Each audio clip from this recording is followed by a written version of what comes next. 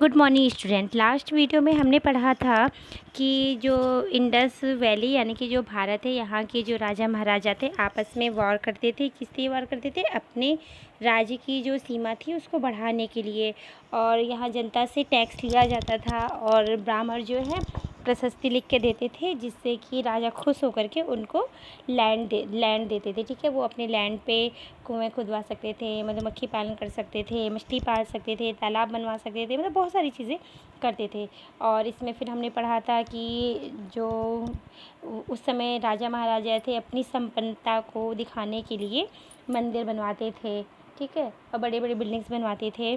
तो उस समय के जो मंदिर थे बहुत ही ज़्यादा रिच हुआ करते थे, प्रॉस्परस हुआ करते थे।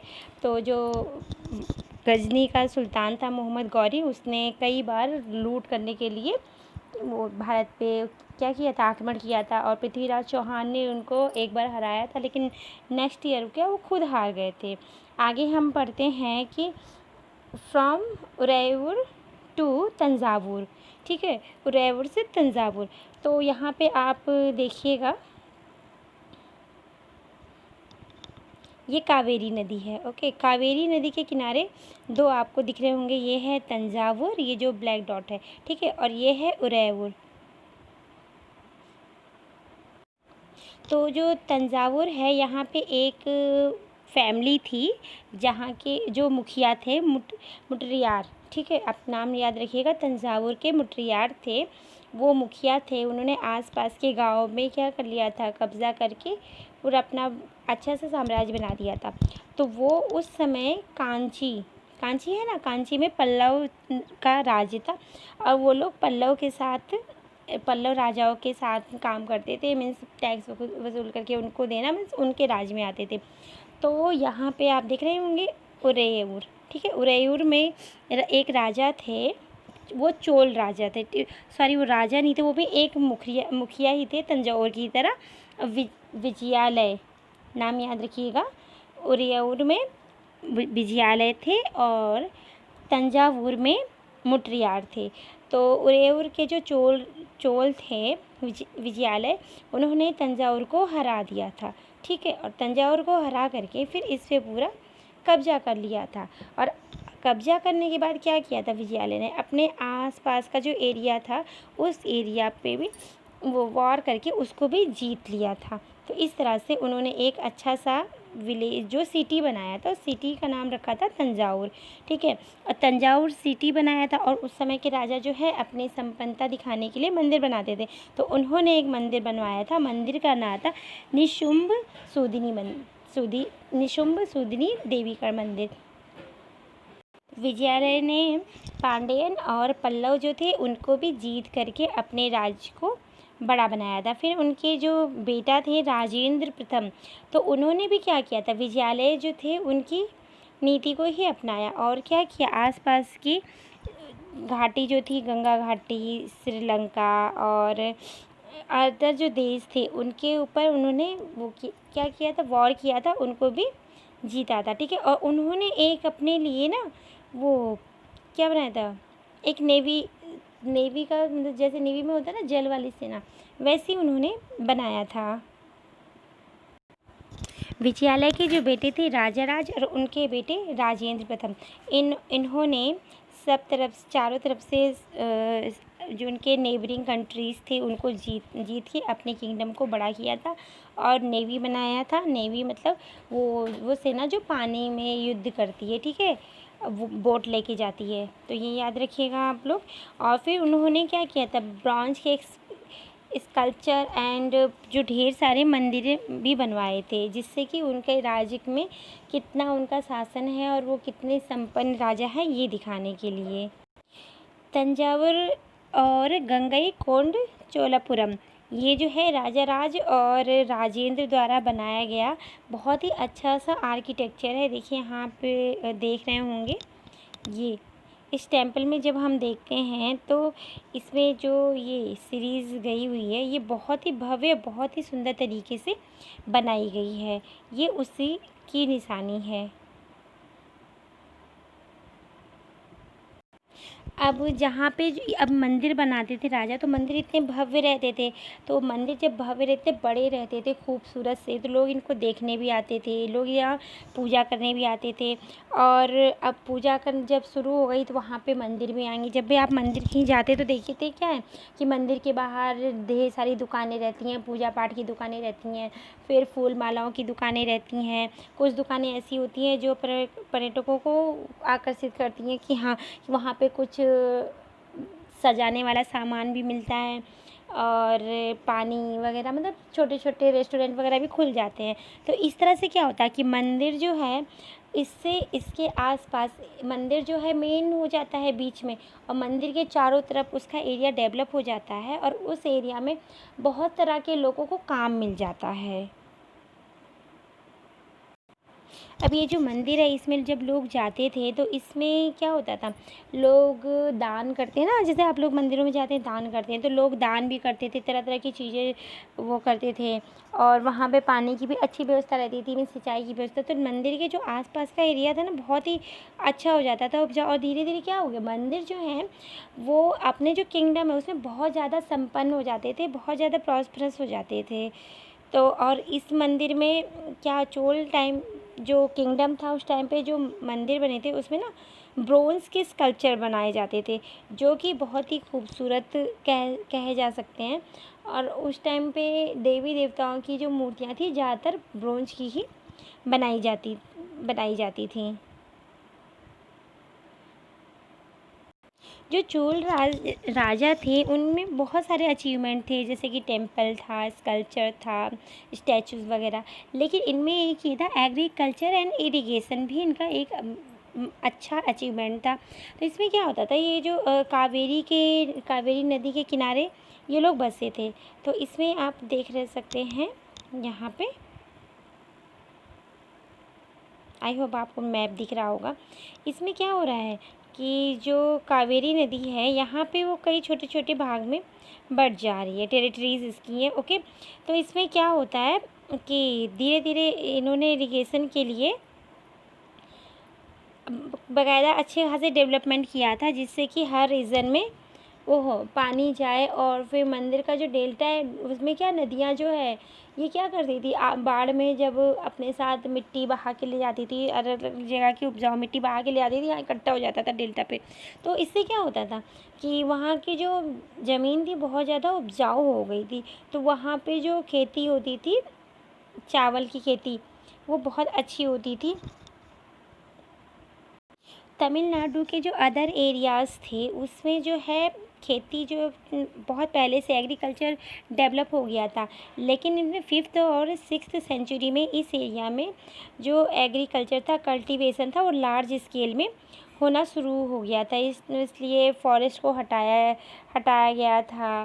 ठीक है, बहुत सारे कंस्ट्रक्ट किया जाता है, जैसे फ्लड जो है इनके एरिया में नहीं आए। एग्रीकल्चर के लिए कई जगह पे क्या किया जाए, गड्ढे बनाए गए जिसमें कि बारिश का पानी इकट्ठा हो, और बहुत इरिगेशन के लिए बहुत सारे नदी नाले बनाए गए, और बहुत सारी योजनाएं बनाई गई। और जैसे कि पानी का बंटवारा कैसे किया जाए, और कैसे हर संसाधन को व्यवस्थित किया जाए, ये सारी चीज़ें वहाँ पे वहाँ के जो राजा थे ना, उन गाँव वालों के साथ जो रहते थे के साथ उनमें दिलचस्पी थी कि हाँ, कि अगर उनको पता था कि इरिगेशन होगा तो वहाँ जो है क्रॉप जो है कल्टीवेशन अच्छा होगा, जिससे कि क्या होगा, अगर कल्टीवेशन अच्छा होगा तो वहाँ के जो विलेजर्स हैं उनकी जो मूलभूत सुविधाएं हैं, खाने पीने की चीज़ें वो ज़्यादा अच्छी हो जाएंगी। तो अगर हर चीज़ अच्छा होगा तो राजा को टैक्स भी अच्छा मिलेगा। अब जो पीजेंट्स थे, यानी कि जो किसान थे, वर्कर थे, ये लोग क्या हुए कि इनको उर कहा गया है। ठीक है, ये वार दिया हुआ ना यहाँ पे, तो इनको उर कहा जाता था। लेकिन धीरे इरिगेशन से जब एग्रीकल्चर शुरू हुआ तो क्या हुआ, ये जो ऐसे फार्मर्स थे जो मतलब बहुत प्रॉस्परस हो गए थे धीरे धीरे, उनको नाडू कहते थे। याद रखिएगा, नाडू वो ग्रुप, किसानों का वो ग्रुप जो धीरे धीरे प्रॉस्परस हो गए थे, धीरे धीरे समृद्ध हो गए थे। और ये जो नाडू थे, ये एडमिनिस्ट्रेटिव फंक्शंस जो होते थे, जैसे कि कर वसूलना और अदर जो राजा से रिलेटेड काम थे वो भी करने लगे थे। अब यहाँ पे एक वर्ड आया है वेलाल। तो वेलाल जो कास्ट के जो रिच पीजेंट थे, जैसे कि किसान जो थे, वो क्या, तो वेलाल को जो नाडू थे, यानी कि जो प्रॉस्परस किसान थे, उनमें से भी जो ऊंचे थे वेलाल कास्ट के किसान। तो उनमें जो चोल गवर्नमेंट था, उसमें ना अच्छा खासा इनको क्या था, नियंत्रण हासिल था, कि मीन्स आप उनसे कर ले सकते हैं। और ये जो रिच थे फार्मर, इनको वेलन कहा जाता था। वो भी मीन्स ऐसे किसान जो एक साथ 3 अलग अलग राजाओं को दे सकते हैं, सेवाएं प्रदान कर सकते हैं। राजा ऐसे किसानों को क्या कहते हैं, वेलाल कास्ट के जो रिच किसान थे, उनको अरैयार यानी कि चीफ जैसे अलग अलग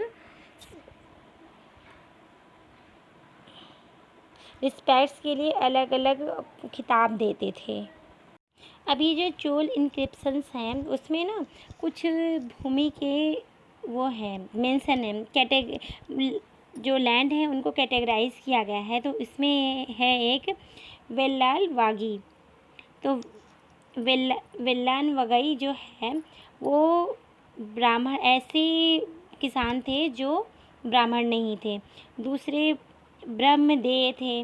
ब्रह्मदेय ऐसे ब्राह्मण थे जिनको उपहार में दी गई थी भूमि। फिर था शाला भोग। शाला भोग जैसे कि किसी विद्यालय है, वहाँ के रख रखाव के लिए जो भूमि थी वो। फिर देवदान, वो मंदिरों को उपहार में दी गई जो भूमि थी वो देवदान होती थी। पल्ली चिदम ऐसे संस्थान को, मतलब भूमि जो है, जैन संस्थान जो होते हैं ना, जैन लोग होते हैं, उनको जो भूमि दी जाती थी उनको पल्ली चदम कहते थे। ये याद रखिएगा। हमने देखा कि जो राजा थे ब्राह्मणों को क्या देते, ज़मीन देते थे। तो धीरे धीरे इस तरह से क्या किया कि साउथ इंडिया की जो ज़्यादातर ज़मीन थी ब्राह्मणों को दे दी गई थी। तो इसलिए जो ब्राह्मणों का धीरे धीरे अस्तित्व जो है ना वो बढ़ने लगा था।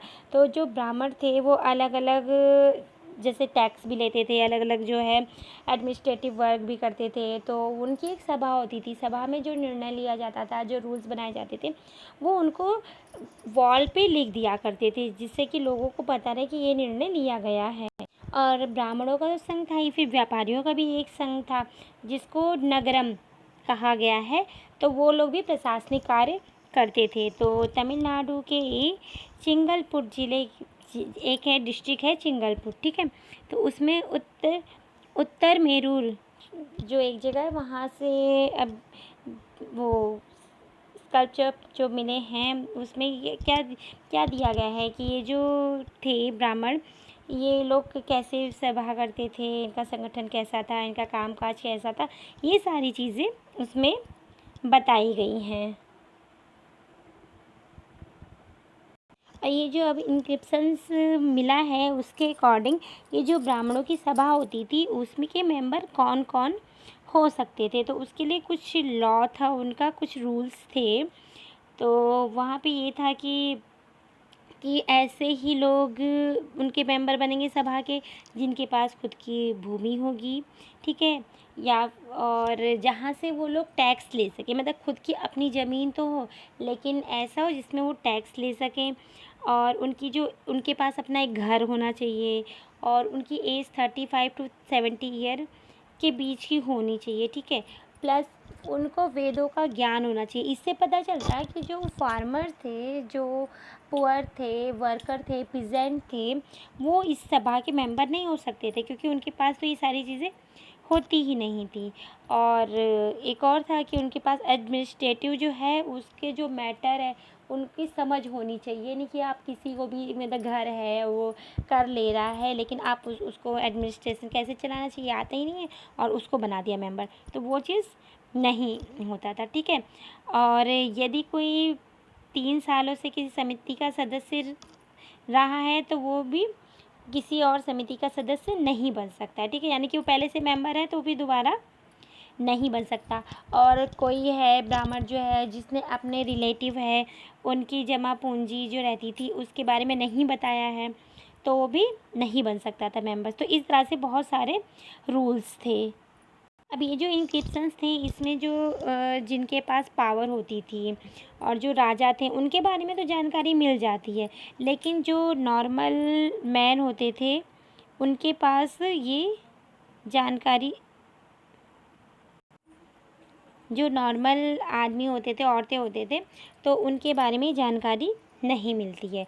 तो इसके साथ ये चैप्टर यहीं पे ख़त्म होता है। Thank you.